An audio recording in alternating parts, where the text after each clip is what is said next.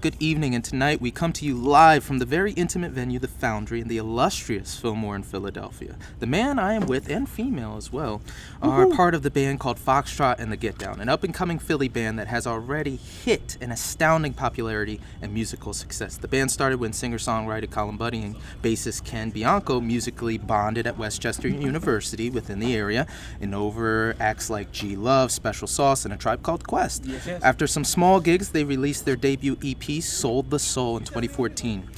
Then the EP got them recognized by big Philadelphia radio station bands 104.5 and WMMR 93.3, as well as being able to open for Bon Jovi, which is no small feat. You know how he can be. Our buddy John. So, with their newest album, Roots Too Deep, this is a musical masterpiece. The band's ability to fuse rock, blues, soul, country, pop, all of the above. Something you need to listen to. Performing tonight, I give you Colin and Emily. How you guys doing? We're doing great. Erika. Yeah. That's okay. All right, you gotta get. Come on, you just hopped in. It's her fault, dude. Blame her. If you don't know her name, just say Emily. That's your best guess. It's an E. We'll just call her E for the rest of the interview. Well, Erika, I'm truly sorry. My apologies. It's forgiven. No, you're fine. You're fine. And you said, I'm a waitress, so I get called the wrong name all the time. Yep. Yeah, and you When I was said, a bartender, it would be like, barkeep, get me another drink. Like, it's fine. and you said you're bad at this. Look how good you are. You said you. my last name right, which never happens. Yeah. I feel like it's always Bundy. So you're leveled. You're Yeah, good. you leveled out. Yeah, you You're good, leveled man. out. You're good.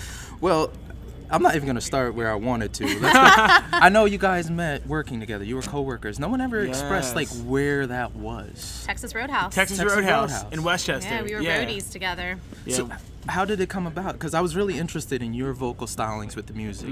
You know, I say you have the soul is there, you can hear it, but it's still more poppy. It's a very traditionally beautiful voice. Exactly. Yes. So, I was just wondering how you guys met.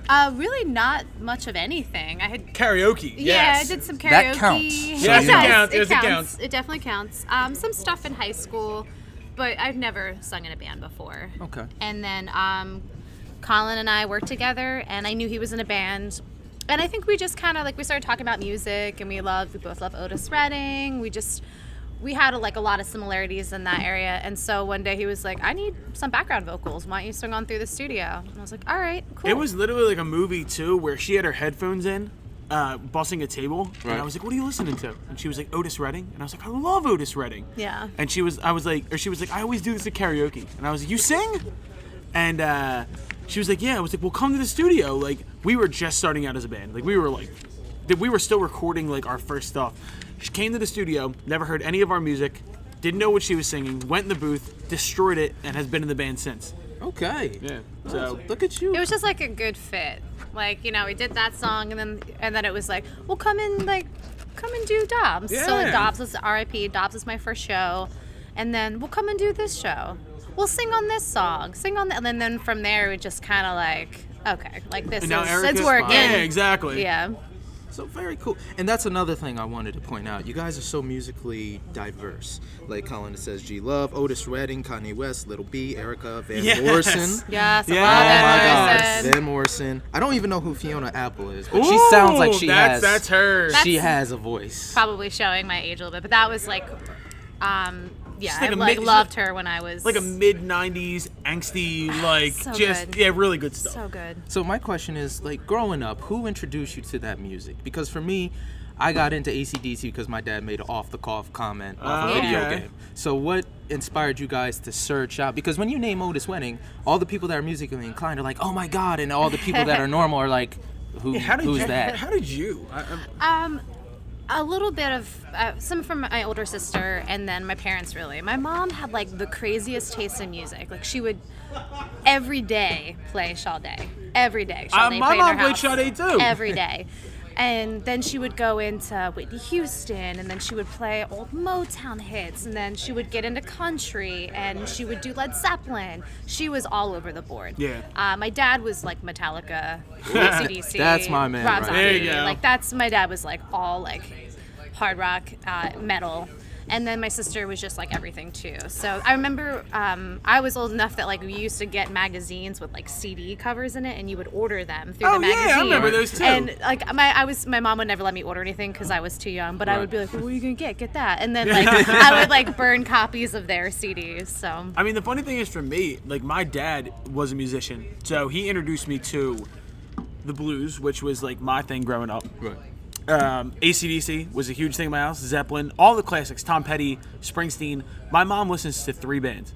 4. They're all Jersey bands. Right. I'm from Northeast Philly, but my mom, for some reason, strictly has Jersey taste in music. So Bruce Springsteen, number 1. Frank Sinatra. I grew up in a very Italian household. I grew up at my grandma's house, and she off the boat. So That explains the cross. it explains the cross. There you go. So Bon Jovi. Of course. We opened for him, which was yes. my mom's like, okay, yeah, you're a lot doing of all Bon right. Jovi in our house. I'm from Jersey, so that was a given. Yeah, it was all that stuff. My mom was very like, she also loved Sade. My mom loved like freestyle music, like Stevie J and stuff like that. Like I always remember in the car like this like weird '90s R&B. Like Yeah, my mom would have like Teddy I always say that last name wrong. Pendergrass? Pendergrass, thank you. Always like that, just smoky. She had like all that stuff, but then she would have on like Reba McEntire, George Strait, like Garth Brooks. So, but at the same time, like for me, like the stuff I wasn't allowed to listen to, like rap. Right. My dad did not get rap at all. So the first record I ever bought with my own money was The College Dropout. And so That's I was not a in bad start. I was in like 5th grade. see, that was yours. Mine was "Let Me Clear My My throat. Throat." Yeah. And the Fugees. Yeah, well, You I know love what's the funny? Fugees as well. Me and my mother grew up. My mom's not musically as inclined as I Yeah, was, yeah. but when I was getting into rap, we heard that song on the radio when it was still in circulation. And Yeah. she's like, "That's Public Enemy." I was like, "Really?" So me, DJ being, Kool. being an idiot, Yeah. I spent months looking for this, and then at FYE they still got the CDs. Yeah. I'm going like, "Who the Yeah. hell is DJ Kool?" Let me clear my Yeah. throat. Yeah. Mom, you owe me a lot of time. Shouts out to Bahama Bay in Philadelphia. These were at the roller rink, so I immediately went and bought it. My mom's like, "What are you Well, at that listening point, to?" though, I mean, that's how I found Old Soul. Because Kanye introduced me to all rap, Most Def, Talib Kweli, everything like that. Introduced me to soul samples, which when I'm digging, I found out Curtis Mayfield and I found out Otis Redding. Right. So Kanye, to me, will always have this like, very specific place in my heart because that was who introduced me to so much other stuff. And I'm like a rap historian. I understand that. Yeah, yeah. That's me with AC/DC and Iron Maiden. You go back and you're pulling. It's like, okay, who did the Stones like? Who did the Beatles like? Exactly, And everybody's, yes. hey, it's Chuck Berry. Hey, if you don't Muddy know Albert Waters, King, exactly. Yeah. Exactly. The Kings, all the Kings, man. Stevie Ray Vaughan brought me back to, I was gonna curse, Albert King, BB King, everybody. It just names forever. Right. So yeah, so So speaking of music and talents, you guys have been around the block a while. I wanted to know how musically inclined theory-wise you were. A lot of people just assume, hey, I can pick up the instrument. I know how to. 0. Zero. So you Zero. don't know any of the theory. I can't read music. Okay. I can, I know. You can play something, he can pick the note. So you can hear it. I have perfect pitch. Okay. I don't want to talk. Like, I'm spoiled rotten, but yeah, I'm lucky with that. But yeah, I know every note on the guitar, and I can play anything with strings, keys, anything like that. But I don't know how to read music. Okay. That's You very do, though. fortunate for you. I started I played flute and stuff like that, but it was like I left that and I kind of didn't do anything with music. So I'm actually getting myself absorbed into that. I'm taking piano lessons. I'm learning some of the theories. I'm learning I'm playing my scales. And that was partly to vocally. Well, just for strengthen everybody myself. out there who is on the way up, right? Right. I want you to consider the fact that we just played one of the biggest music festivals in the world, Firefly. Firefly. We played a stadium, and she's still taking piano lessons. I want to point out the fact that you never stop learning. Yeah, You never stop growing. I practice every day. I have an awesome piano teacher, and it's something for me. Even if I, didn't continue to, I will. But if I didn't continue, it's still having that knowledge. It just, it makes you.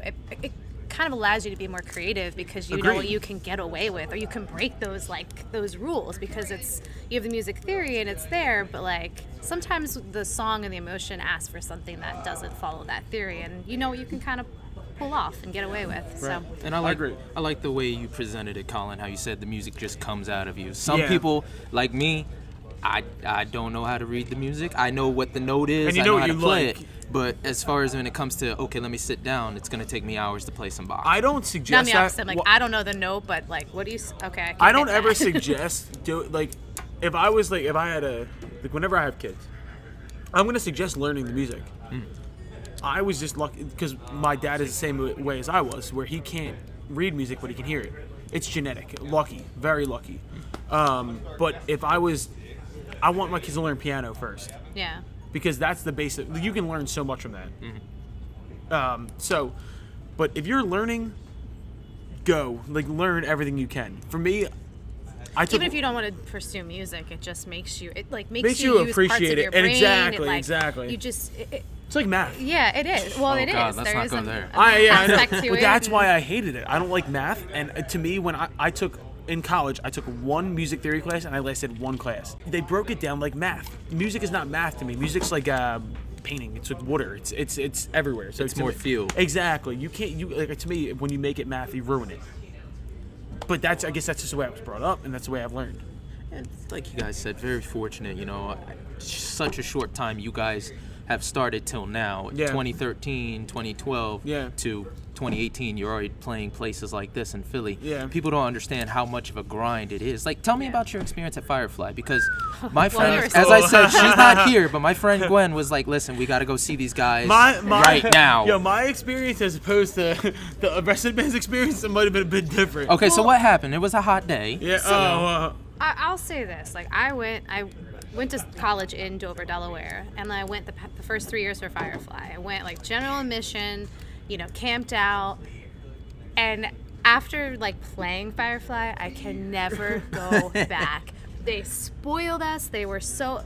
There was a puppy tent. There was goats. They rode us everywhere. there was goats. We could go Puppies on, and goats. We could go on stage and watch the acts on the side of the stage. we were side stage for the Killers and Arctic Monkeys and my Eminem. We're watching Arctic Monkeys, and behind us is Cold War Kids and Mark Foster People, and we're just that is we're surrounded, and we're oh, this is amazing. Yeah, how the fuck did this happen?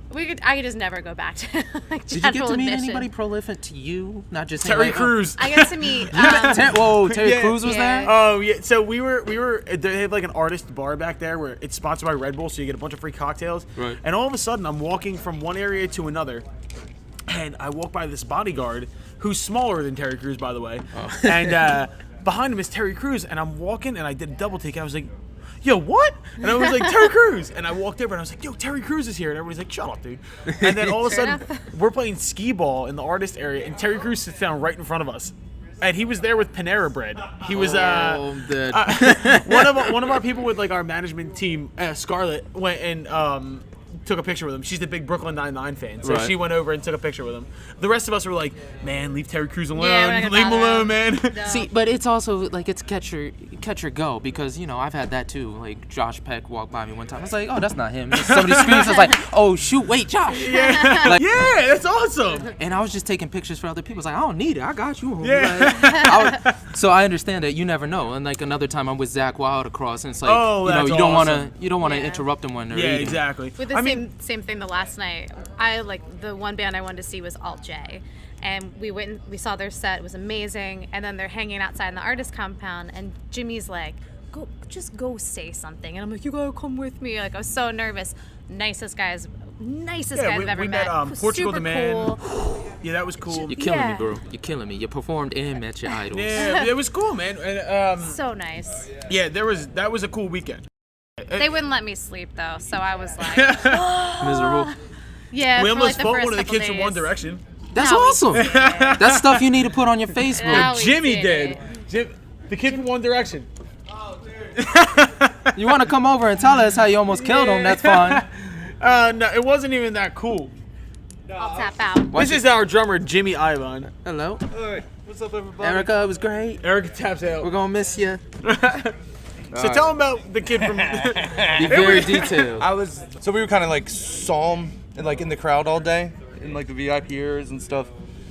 And we got back to our campground, and he was there with a couple friends and his security guard. manager person. Yeah. Right. And they were kicking around a big soccer ball. And I was like, damn, look at that big ass soccer ball. I'm sorry, football. And I just started He did not screaming. appreciate that. Yeah, he didn't like it. He was giving me dirty looks. I was like, I don't care how many directions a kid can kick a soccer ball. But it was this weird like exchange where he was just looking at us like, Yo, what "Oh, up, yeah, bro? what's wrong with you?" Come And on. then I he's- didn't even know. I thought he was like 10, and so I'm looking at Jimmy like, I guess we're gonna have to handle this. And somebody in our group came over who was like, "That's a kid from One Direction, some kid named Louis," and we were like, That's nice. Jimmy was like, "I don't care who he is. You don't look at me like that." I mean, I but don't know. things like that. What does it take for a band to be at Firefly? Because, like you Insanity. said, it's one of the greatest festivals so out much there. fun. Like me being in the GA, my It's, God. It's 24/7, 365. You have to do so much legwork, and you have to. It's like with any small business. You have to do so much for free and go through so many ups and downs, be told no so many times, and then all of a sudden you do something and everything makes sense, and then you wind up where you wind up. But at the same time, it's just a matter of most people don't make it because most people. It's discouraging for so many times. Right. I was telling a story the first time we played here was 3 years ago, and we didn't get paid because somebody screwed us out of money. And some bands would be like, "Man, screw this, I'm done." And we were just like, "All right, screw it, we're gonna get better." And then one day we're gonna come back here and sell this place out. Here we are. Here we are. So Yeah. it's a matter of it's grit. It's Determination. determination, grit, and it's a little bit of insanity to be completely honest. Now, who contacts who for that? Do they contact you or you contact them? We have good people. Okay. We have good management. We have good creatives. The cool thing is, too, we spend so much time in Nashville, but we've really moved our operation back to Philly. And most of our lawyers here, the Rec Philly people who do a lot of work for us Yeah, are here. They're great. It's a collective, an artist collective. Shout out an to amazing. Rec Philly. Shout out to Rec Philly. Say it louder, man. Put it on. Shout the- out. There you go. Rec Philly. Yeah, so Rec Philly. clipping. But our fine. our manager, our a lot of our people are down in Tennessee, but we have great people who work for us. So that's how it happens. But a big thing I would tell artists right away is get a good manager. Get a lawyer. Lawyers, you don't think about that when you're starting a band, but lawyers do a lot of the legwork. You just need to meet the right people, but more than anything, just work your ass off. That's Right. it. There's no substitute. You can't short your way unless you were somehow born into money or you have a great last name. If not, you just got to basically bash your head into a wall for a couple of years, and then eventually it'll work out. And that's a hard thing to do because some bands take God knows how long, decades. Absolutely. Like you look at all the metal artists completely. And I met me and Ken are the only because we met in the dorms. I mean, you think about it, we met in the dorms. Like you just learn a lot and you just work your balls off and you're gonna be fine. Now, do you guys remember your first show? Actually, he I walked do. away. Never mind, he walked away. Jimmy wasn't in the band at first. Like for us, our first show was at the M Room, The which M is now a bar. It's right across the street from here. It's called Costa's now. It's a bar, but it used to be called the M Room, and it was in 2012. We were 3 pieces. It was terrible, but that was our first thing. But you just remember the high you got. You just remember that initial wow, I can't believe we actually did that. And then Jimmy's first show with us was at Dilworth Park, which is City Hall. Right. Jimmy's first show was that. Erika's was at the legendary Dobbs, which is a venue which is now closed on South Street. Rest in peace. R.I.P. Dobbs. But yeah, and so we had this one. I was telling this story earlier. We had this one bar we would play at in college, in Delaware County, that would pay us $400 a show. We'd play for 4.5 hours, all Say covers. less. Yeah, and we would. I got hit with a beer. Plenty of fights. You don't remember all the songs, but it paid for our first EP, which got us to the next level, which gets you to the next level. So take the crappy shows when you're a young artist. Just do it. Play everywhere. Okay. That's my suggestion. And again, you're hitting all the points I wanted to make, man. You're killing me. But from all of that, the struggling, the BS, what was the most discouraging moment you had working on this? And then from that, tell me what you felt you got out of all of it when you finally opened for Bon Jovi. Our original drummer in college, Mr. Fox. yeah, Ryan Fox, who's still a buddy of ours, just didn't want to do the road anymore, and he quit. And we were about to go on like a 3-week tour. It was our first long tour. Right. And we had like a week and a half to scrounge a drummer up. It was our buddy Nate out of Nashville. And that was like heartbreaking because it's like, wow, he must really think we don't have anything here. And you have to kind of who else is gonna do this? Mm-hmm. And then shortly after that, our like our manager at the time disappeared, and so we had lost 2 key cogs in our wheel in like a 2-week span, and it was kind of like, dude, are we ever gonna, like, just in a fetal position almost, like, how serious you take it? We were right out of college, so looking back, it wasn't that big of a deal. But that was like our most discouraging moment. But it's like a callus, man. You build over it and you get tougher. Every band has to go through that. Every band. The Beatles lost their drummer right before they got big. And then lo and then behold, they got Ringo comes freaking along. Ringo. Yeah, exactly. So every band has to do that. So, and then back to opening for Bon Jovi. Yeah. Is that the biggest crowd up to date? Yeah, so that was 23,000 people. We played Festival Pier, which was pretty big. That was like 10. With 104.5. Yeah, that was cool. I don't know what Firefly was, but that was a cool experience. But And that was a great setting they had you guys in. but Everyone was laying down. and that was chilling. so weird for us because we're a up and dancing kind of band. We're in your, like, we're all over the place. Right. But for Bon Jovi, what's really cool is in a stadium they black the lights out, or black the crowd out, so you can't see anybody. Mm-hmm. And then every once in a while the lights will come up, and there's 23,000 people. And I'm from Northeast Philly, so I've been to the stadium so many times. That was so surreal. It's funny too because my fiance's mom has. I've been dating my fiance since I was 15. So yeah, so big fella. Thank you, sir. Say less. So, yeah, so in 10 years, the only band I've ever heard her listen to is Bon Jovi. They have Bon Jovi posters in their basement. The first person I called after I found out was my future mother-in-law. Right. And she freaked out. But it was more just like, dude, what validation? Because it's just like you work so hard, and everybody in your life is like supportive, but at the same time, you kind of get the sense of like, is he ever going to do anything with this? And then you play a stadium, and then it buys you some time. You know what I mean? It was an amazing. Meeting him was cool. He was the nicest guy ever. Like exactly how you'd expect him to be. It was just an incredible experience. Incredible. Okay. It was like jumping out of an airplane. Landing. Yeah, Right spot, too. we landed, man. It worked. So I wanted to hit the newest album, man. Go ahead. How do you like how it's been exposed so far? The reviews so far you've had on it. Well, the cool thing is, so we cut that. It took 2 years for that record to come out. We cut that so long ago that by the time we dropped it, we were like past it. It was weird to where we wanted to start bringing in the horns and the strings and really expand and let Erika, a dual vocal kind of aspect, kind of like a Fleetwood Mac thing where there's multiple vocalists. Right. This was our first, you dive in, we're down in Nashville. I just turned 26. I was like 23 or 24 at the time when we went down. Right. You're super young. And you go down and you get that experience. But what's funny is I don't even think about that record anymore because it came out about a year ago now. Yeah, about February 17. So since that we've recorded so much music and we've released 2 singles since, and the response to everything has been so positive. And it's like once I use the word validation. Mm-hmm. It's been super. It keeps the wheels moving. But we learned so much from that record. Roots was so important in our growth as artists because we got to try so many different things. And that led to where we are now and the music that we're making now.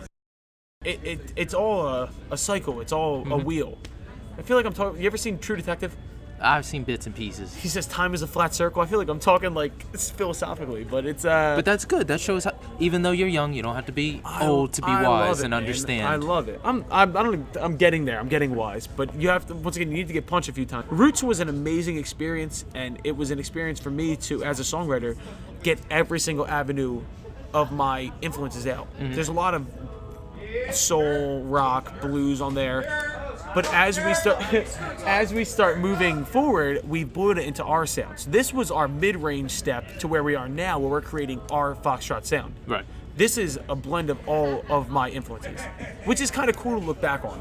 Which I wanted to also point out, like Yeah. all these songs, you can tell it's not just one straight, okay, this is rock, Yeah, I this don't is have pop. one thing. Everything's different, and the way you expressed it, I could see your leadership even before we started the interview. You're sitting with the band, hey guys, this is what we're gonna do. Yeah. And you're joking, like, oh my god, they didn't trade Mello. Yeah.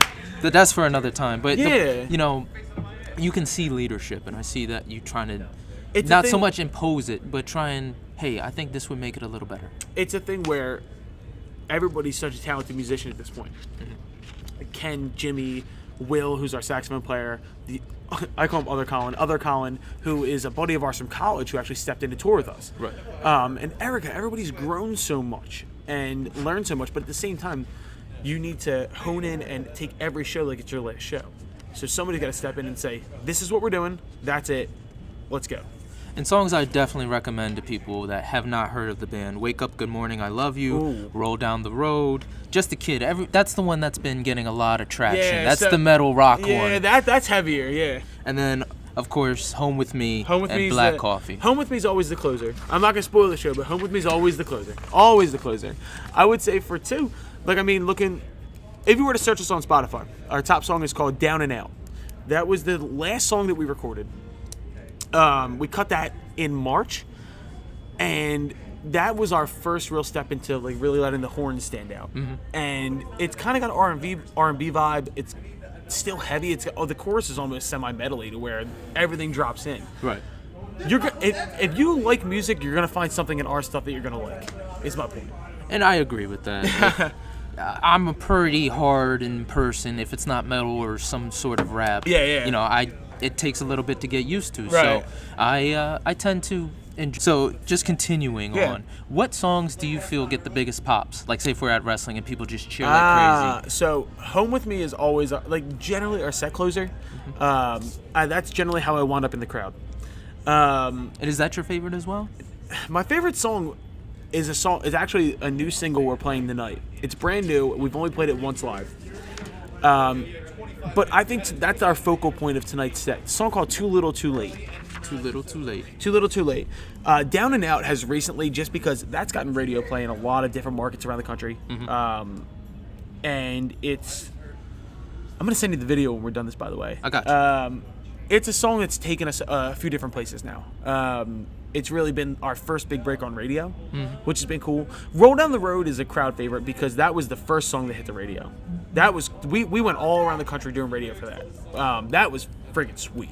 But yeah, I mean, we always have, crowd favorites, and every show it's different. But I really like "Letter to Myself," which is the song that Erika sings. Right. It's so smoky and so soulful, and that's I like kind of standing back and watching Erika because then I get my little small break and then I'm back to running around like an idiot. Home with Me, I would say, is number one. And as far as performing, you guys do an interesting take on the Gorillaz, Ooh, Mr. Clint Eastwood. Yeah, so Clint Eastwood was it's cool because Fish. Yeah. So Trey Anastasio does a version of Clint Eastwood on one of his records where he has a soul singer, a woman, do the vocals. And that has influenced us moving forward to try and flip the genders on certain covers. Right. To where if a woman sings it, I'll sing it, and if a man sings it, Eric will sing it. Because then it makes it your own. Right. Although tonight, I'm of course saying this, and tonight's not that case. Our one cover that we're doing, a woman singing it and Erika sings it because it's just... Should I say? Hey, well, it's got to come out after. It's Alicia Keys. We're doing Alicia Keys tonight, ladies and gentlemen. Okay. Clint Eastwood was, the first time we ever did a cover, we did it in front of 10,000 people at Festival Pier, and that got a huge reaction. It was a different way of... See, I'm searching for words. I'm sorry. I had it all going. Go. It's a different arrangement. Yeah, That's how they would say it. absolutely. You can't play the song exactly the same with the musicians you have. So who comes up with, okay, let's try to do it in this key, even though you're not... Group decision. It's not a one-man Not a thing. dictatorship. No. It comes naturally. Yeah, it comes naturally. If we're in the studio, I don't think anything's a dictatorship. I think early Foxtrot was a dictatorship, but that was out of necessity. That was before I came on. Yeah, Jimmy. So even now, by the way, that's the rock bottoms you hear. When we write songs nowadays, it's I'll write the lyrics, but the first person I go to is Jimmy, the drummer, and he'll edit my work. We also have two producers who edit my work, and so it's very much collaborative. The one thing that is kind of a democracy, or not a democracy, is a dictatorship. I write the lyrics, but Jimmy helps out. Sometimes. But that's the only thing. Musicianship-wise, I would say Will, who's sitting over there On his curled phone, up in a ball on his texting phone. girl. Exactly. Will and Colin, and it's so collaborative now. And that, to me, has been such a load off my mind. It's the best thing it could ever be. So, final question. I always ask this one. You've been just shooting wisdom at me, but I want to know what's the best piece of advice you've been given by somebody. Not so much that you Wow. have to give, but someone that said something to you. It could be ridiculous, like don't rent a bus, or it could be something life-altering, but something somebody told you that in the moment right now you could say, you know what? My manager saying, get a lawyer. I've said that earlier. Get a lawyer. Read your freaking contracts. Read your contracts.